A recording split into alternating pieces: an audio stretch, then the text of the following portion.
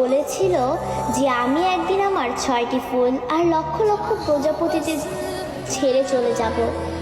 এমন একটা দিন আসবে যেদিন আর্মিদের মাঝে সকালে ঘুম থেকে উঠে আর্মিরা ফোন হাতে নিয়ে মনে পড়বে যে আজ বিটিএস এর লাস্ট কনসার্ট বা আজ তাদের ডিসব্যান্ড হওয়ার দিন।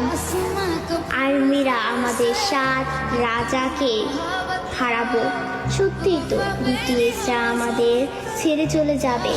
এমন একটা দিন আসবে যেদিন আমাদের ওর উপরে প্রেরণামূলক কথা বলার জন্য বা আত্মবিশ্বাসী গড়ে তোলার জন্য আলেম থাকবে না, নিজের প্রশংসা নিজে করানোর জন্য জিন থাকবে না, আমাদের স্যাড কিং ফুকা থাকবে না, একটা মুচকি হাসি দিয়ে সকলকে হাসানোর জন্য যেই হোক থাকবে না, ক্যামেরার সামনে আর্মিদের সাথে ফ্লাইট করার জন্য জিমিন থাকবে না।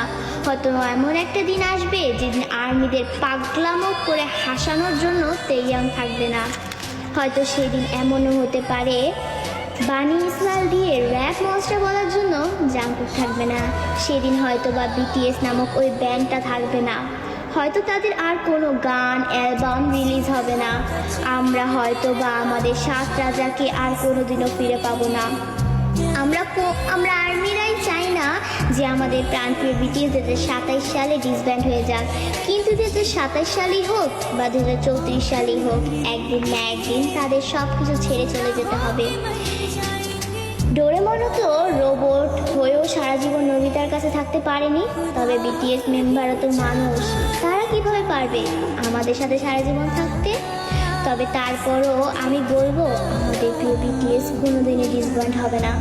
তারা আমাদের হৃদয়ের মাঝে চিরকাল থাকবে। দিন শেষে একবার আমাদের রিয়েল আর্মিদের মনে পড়বে আমাদের 7 রাজার কথা, তাদের সেই পাগলামোর কথা, তাদের সেই অনুপ্রেরণামূলক কথাগুলো, এবং এটাই হচ্ছে রিয়েলিটি।